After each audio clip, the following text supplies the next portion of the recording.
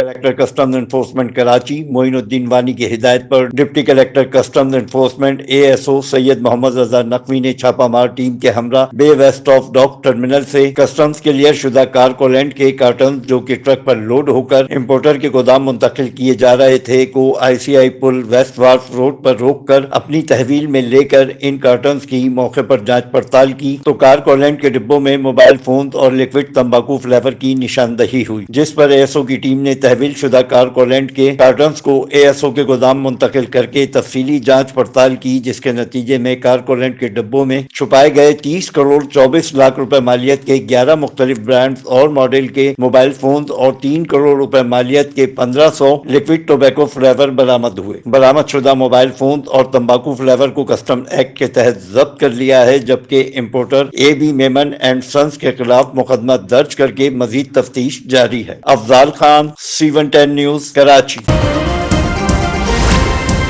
C110 news, خبر کی اصل خبر۔